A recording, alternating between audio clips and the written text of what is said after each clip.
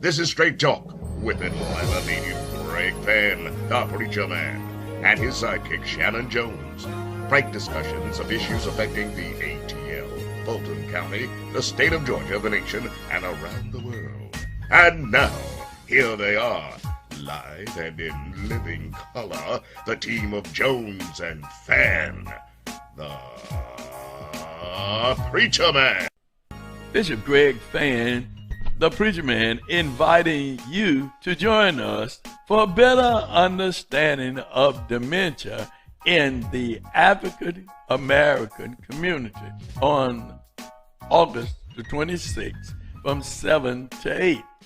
The biggest problem we are faced with, or one of the problems we're faced with our families being shed in during these 17 months or more, is dementia. How do we deal with family members and friends and loved ones who have dementia? Well, there will be an individual who has dementia to talk about the problems they deal with and they face with dementia. You don't want to miss this valuable webinar and discussion on August the 26th from 7 to 8. Please register and be a part. The number is 770-686-7730.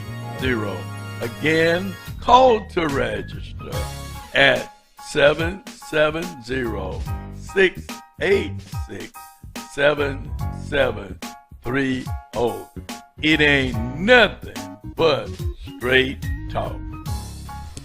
Well, welcome again to another great edition of Straight Talk with yours truly, Greg Fann, the Preacher Man, and Shanan E. Jones. Listen, you know, we thank you so much for your comment. We see so many of you out and about, and we thank you. Some send in comments, some do not, but we really, really thank you for your comments and your suggestions and your innuendos and your dose of endo. We thank you. Don't do this, don't do this, don't say that, don't say that. Leave Shannon alone. He's a young man. So we thank you so very much. You need to tell him to leave me alone. Oh, I don't do anything. You're the bishop. You're the bishop. But we have a great time on this program. Solicitor Keith Gammett, we have a great time on this program. Thank you for your comment. Thank you, Brother James Davenport, for your work and your advocacy, working to make sure that people are not displaced and put out of their homes. You've been doing a great job, and thank you, because one of the things that this week, when the moratorium was lifted, many people would sit out. And so James called about it, and Brother Barry from the Muslims called about it, about this one family that got sent out, a mother and her children and her mother who was living with her. And it's a shame that people would put out on the street. And there was things that could have been done. There was money that could have been used to help families that came down, federal dollars. But certain cities and counties did not assist.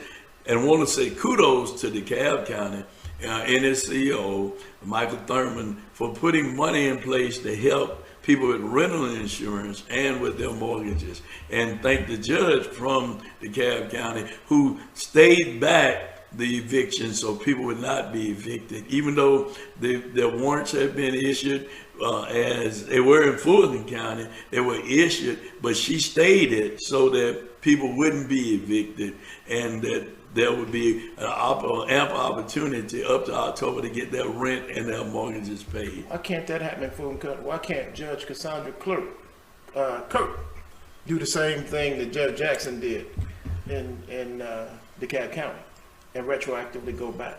What's going on here?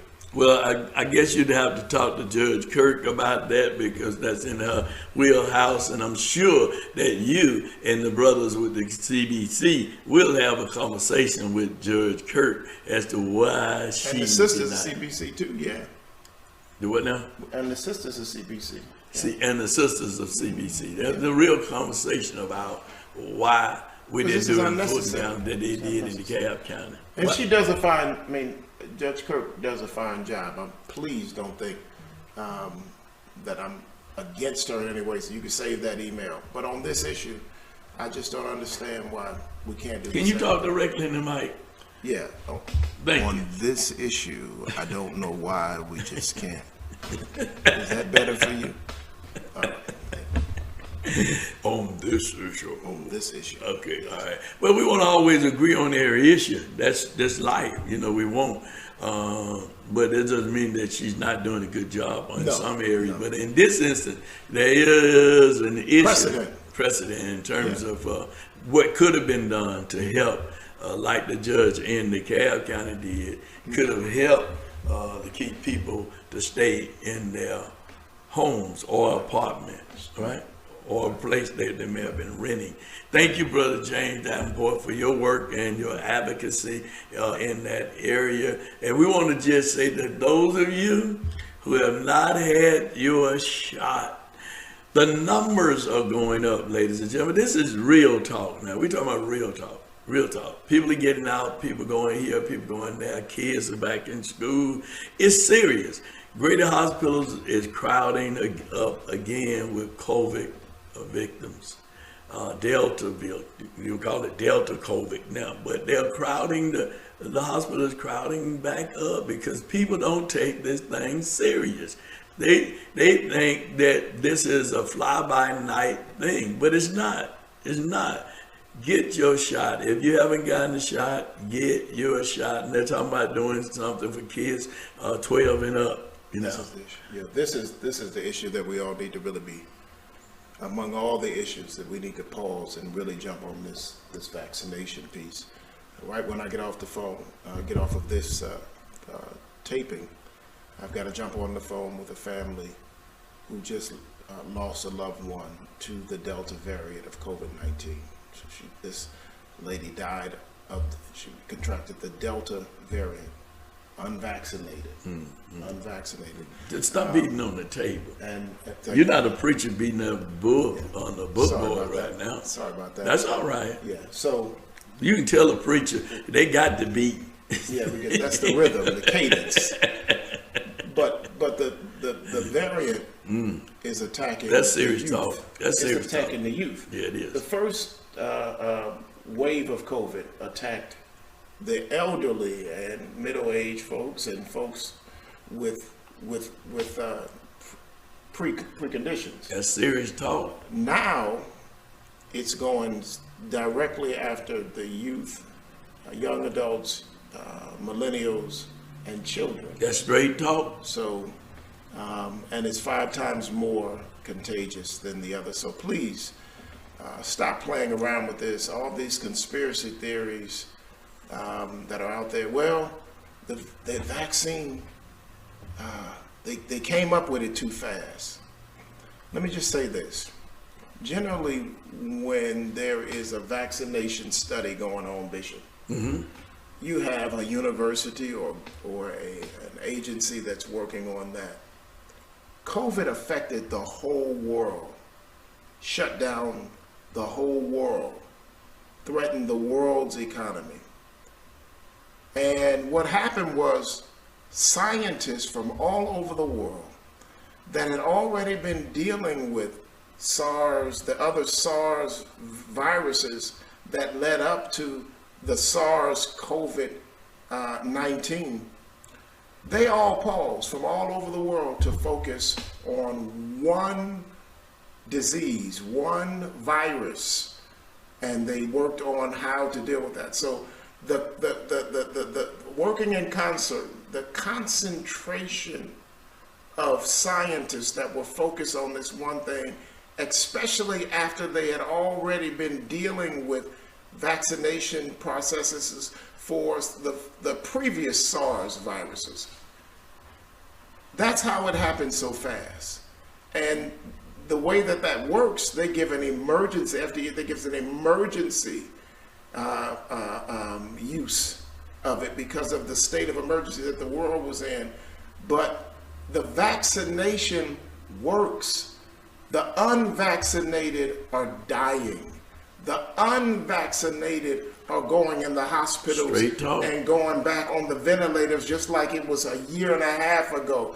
It's the unvaccinated. So a little bit of knowledge is dangerous. You need to understand and really read and do research. But before you do it, while you're doing all that, just sit down and talk to a doctor that you trust.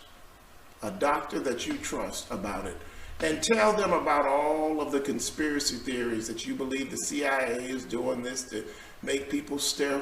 Tell them all that and see if they agree with that. Go to a medical professional, a scientist that you trust, and have that conversation with them. And then after that, get your vaccination. Because you're either going to get a shot in your arm or COVID-19 Delta variant is going to give you a shot in your behind. Woo! Straight. That's straight talk. Straight talk. Boy, I tell you, that was a good analysis of the paralysis. Thank you so much, Reverend Shanan E. Jones. Listen, we're getting ready for the program now. Great program designed with you in mind. We got Sister Mitty Collier, an R&B singer who later became preacher, who just celebrated her 80th year birthday, and Helen Moore is going to tell you all about it in our Black History Fact. Then we're coming back with a follow-up on our interview last week program, rather, on the insurrection and the committee that's investigating what actually happened on January the 6th, when they tried to stop the certification. And we have to be clear on what this was about. They tried to stop the certification of all of the states who voted to elect Mr. Biden the president. Now, it wasn't about any other races. It was only about the presidential race. Let's be clear. The certification, and this election was just not about the presidential race. You had other races that were involved in this past election. So, but they came there to stop one particular certification of an election, and that was the president of the United States, because they were told by the former president that they needed to come and fight for him.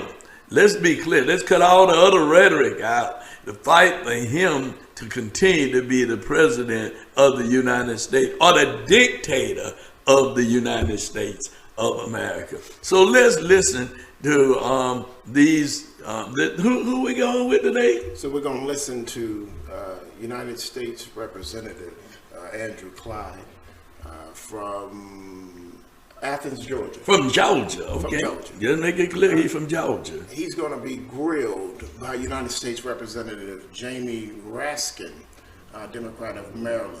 And it is really a made-for-TV moment to see the foolishness, because Mr. Clyde said it was just a tour. It's just a tour. Just a tour. They were touring. So I guess this tour was brought to them by a Bull and a China Shop production, because I don't know what kind of tour.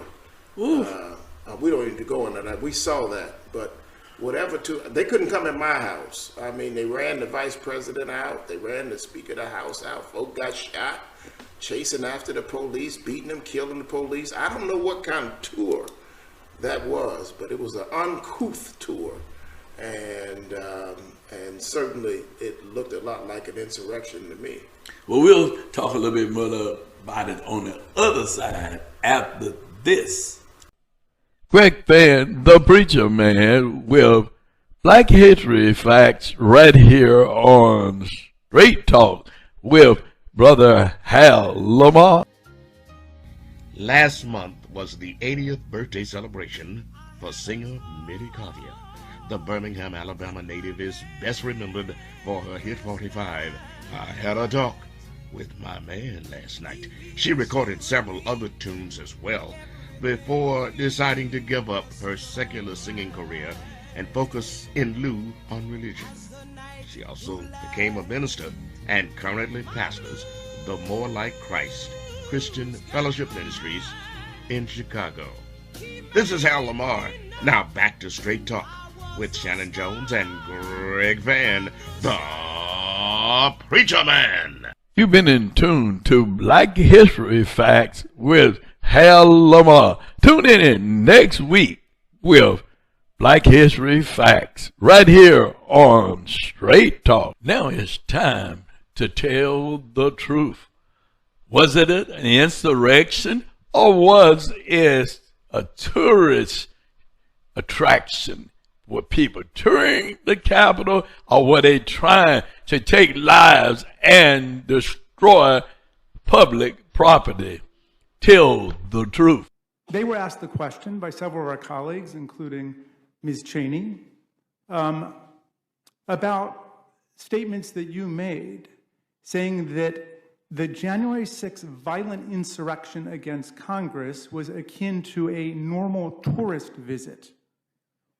And those officers said they weren't tourists, they were terrorists. Do you stand by your statement that they were tourists? I would like you to quote my exact statement, not your interpretation of my statement. Okay.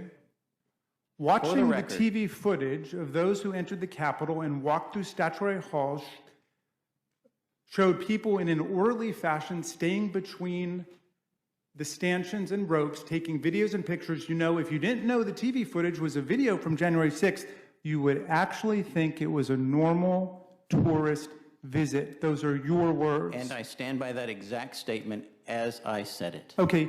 Do you agree or disagree with the officers who spent 4 or 5 hours battling that medieval mob that had baseball bats and lead pipes and so on? Do you stand by the statement that the people that they were fighting were tourists, or would you agree with them that they were terrorists? That statement did not say that those people were tourists. Okay, read the statement. Okay, and well, understand I'm the asking you statement. now. You've got the opportunity to clarify for the whole country right now.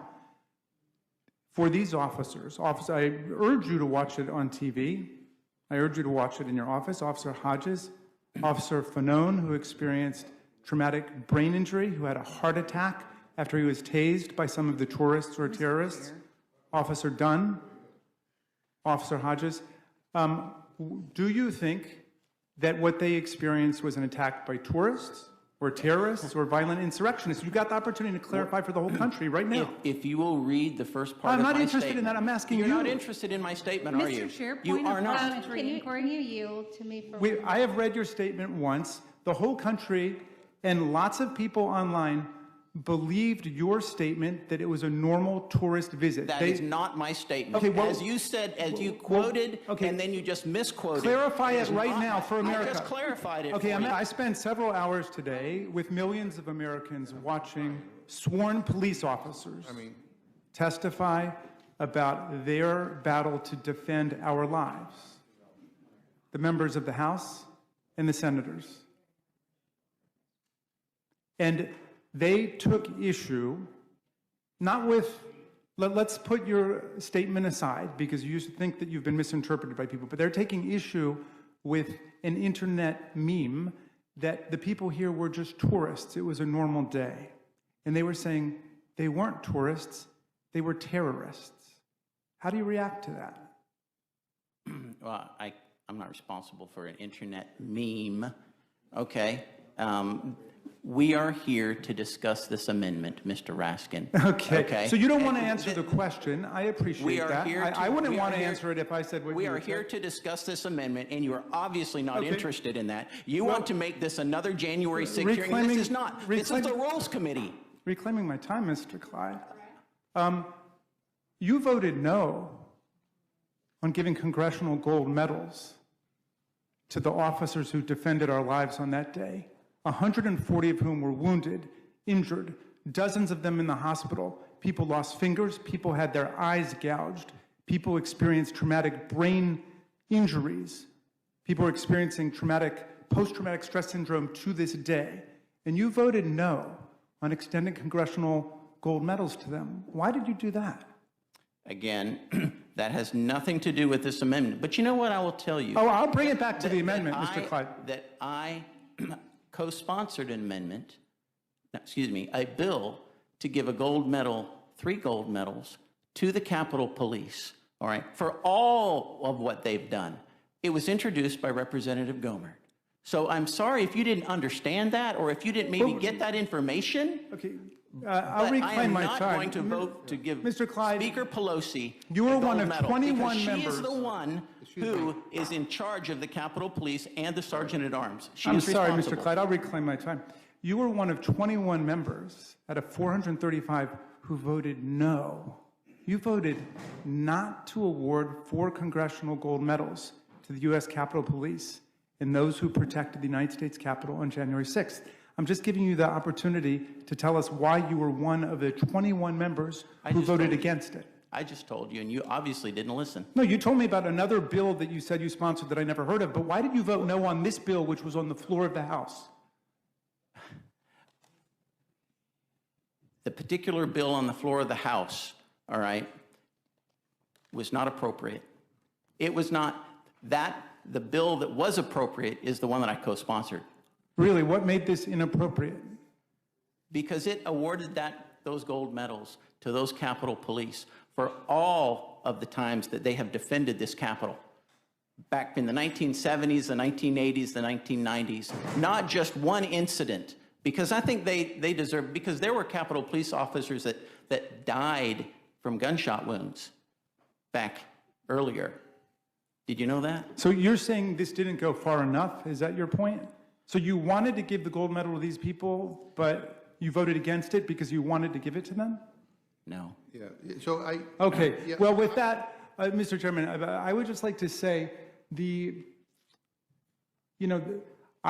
forgive me, colleagues, but I spent 4 hours today with the police officers who defended our lives on January 6th, and the level of rhetoric in this room about defunding the police and standing by the police does not stand up to what we heard this morning. And I don't accept it, and I find the rhetoric dangerous, describing anything that took place that day as analogous to tourism. And I would urge my colleague to please go back and listen to those Capitol officers and how they reacted to the idea that there was anything remotely analogous to a tourist visit in what they suffered on that day. What does this look like to you?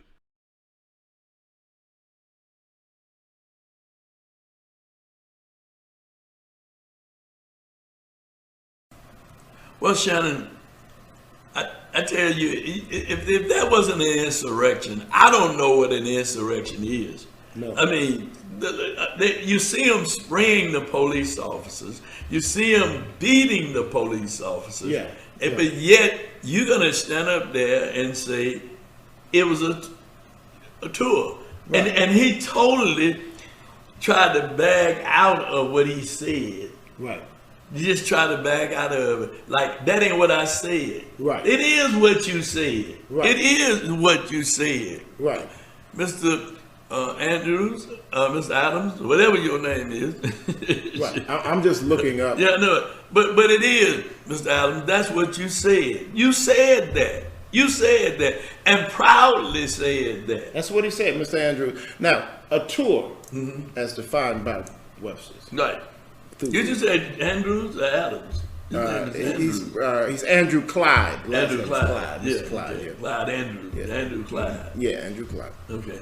Andrew Clyde. But I know he's from Georgia. He's from the same place the governor's from, Athens, up in that area. Yeah. Oh, yeah. Yeah, the Republicans up in there. Good old boys. The good old boys. Think alike. Yeah. He probably said it was a tour. That's why they putting all that steel around now, those gates around the Capitol. He don't want that tour. He don't want that tour. He don't want that tour to come. He don't want to come to Georgia. They put steel gates all around now the Capitol. A tour is defined as a journey for pleasure in which several different places are visited. 3 couples from Kansas on an airline, or a tour of Alaska. A journey made by performers on athletic team in which they perform or play several different places, such as she joined the Royal Shakespeare Company on tour. On tour. All right, now, an insurrection. A violent. Violent? Hold a minute. Let me just jump in there with you. Yes. As you read. Yeah, say ready, read. Read. Do like we do with preach. Read. Read. A violent uprising. An uprising. Wait a minute. Uprising. Did that level to an uprising? Oh, yeah. I seen billy clubs and I seen, oh, man, go on. Police officers screaming, please don't kill me. Don't kill me. Kids. I mean, Against an authority or government, such as the insurrection was savagely put down. wait a minute. Hold a minute. It was not savagely put down. Let's be clear about that. And it wasn't. They didn't shoot nobody. They didn't even shoot them with rubber bullets like they did before the Black Lives Matter. They shot them with rubber bullets. They shot them with tear gas. They beat them. Police on The horses. horses beating them, running them down. But they wasn't taken down. They came in and beat folks up and left out just so peacefully. Went to hideaway, do where hideaway officers were. Yeah, look at For the they senators. and was stealing stuff out of the Capitol. That was now it wasn't where they finally been arrested for the thievery, Right, right? right. But they're not being arrested on the charges of insurrection. You know, the little stealing, they stole this, they stole that. Break out windows. Broke out windows. Look, sign they've been vandalism. They've been charged with vandalism and all those charges, and the people are crying out. They're political prisoners. Well, they need to be political prisoners. They beat and destroyed lives of our public safety officers. They threatened to kill these people and attempted to. What was the plan if they had gotten in there where they were certifying the elections, right? Right. Results. What were they planning to do? What was the tour going to do? Well, they were talking about hanging the vice president. Is that why They had a hanging noose for the vice president. Is that why the Secret Service rushed him out Rushed him out. with the nuclear codes and all that? All of that. Had to get him out. They were going, and the Speaker of the House, Rushed her out. They were going to kill her too. and the members of Congress had to put the bags on, and they had to take them down and They were going to kill him too. on a tour. On a tour. That's a hell of a tour. Oh man, I never been on a tour, and don't want to be on a tour where they talking about killing That's a hell somebody. of a tour. Oh man, No, I don't wanna be on that tour. But that was a tour, Mr. Violent Clyde, tour. Andrew Clyde. That was a tour. It was a tour. You still laid truth to that, but he's going to end up having to, as well as others, doing this investigation. It's some real truth gonna come out behind Absolutely. this.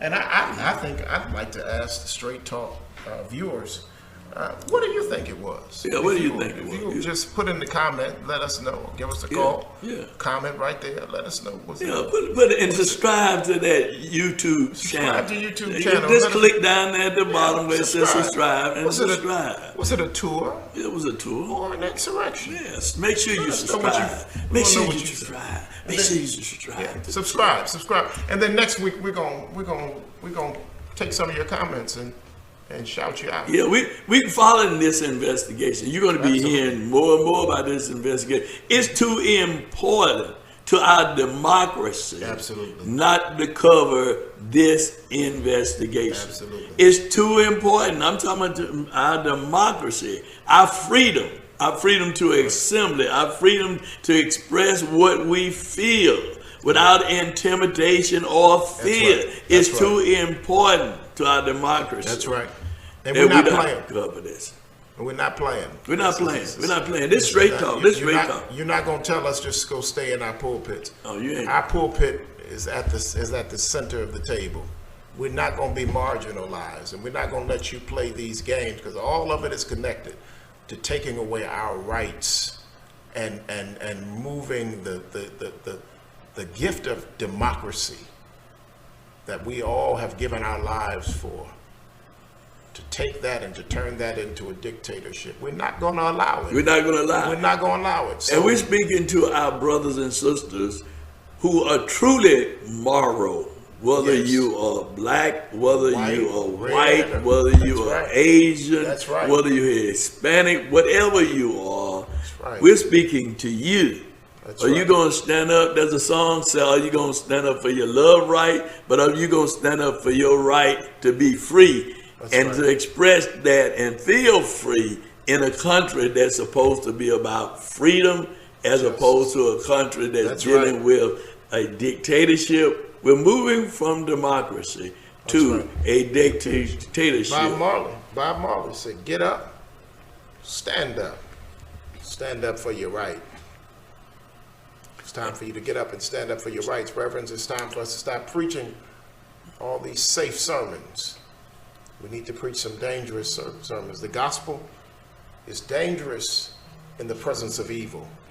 And that's why the evil wanted to shut it down. That's why the enemy wanted to shut it down. And that's why they put Jesus on that cross. I know it saved our soul, but they wasn't putting him on the cross to save your soul. They were putting him on the cross to shut down Shut him up. the message of that gospel, Shut which him was, up. which was destroying empire and dictatorship. Shut him up. That's why they put him up there. They shut him up. And this work that we do, this prophet work, this work that Jesus, that we say we followed Jesus. Jesus was very outspoken and very articulate because the Pharisees did everything to try to trap him. But Jesus knew who he was and he knew what his mission was. We have a mission too.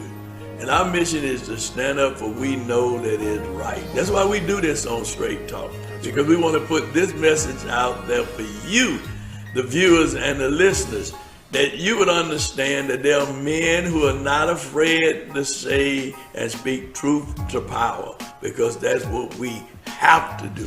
That's what we've been commissioned to do, is to speak truth to power. Just like Jesus did, we have to do it also. Well, we thank you so much for being a part of Straight Talk. Don't forget to subscribe on our YouTube channel and be a regular listener and share this Straight Talk program with your family and friends. It ain't nothing but what? Straight Talk. Bishop Greg Fann, the preacher man, inviting you to join us for a better understanding of dementia in the African American community on August the 26th from 7 to 8. The biggest problem we are faced with, or one of the problems we're faced with our families being shut in during these 17 months or more, is dementia. How do we deal with family members and friends and loved ones who have dementia? Well, there will be an individual who has dementia to talk about the problems they deal with and they face with dementia. You don't want to miss this valuable webinar and discussion on August the 26th from 7 to 8. Please register and be a part. The number is 770-686-7730. Again, call to register at 770-686-7730. It ain't nothing but Straight Talk. Want to be a guest on Straight Talk?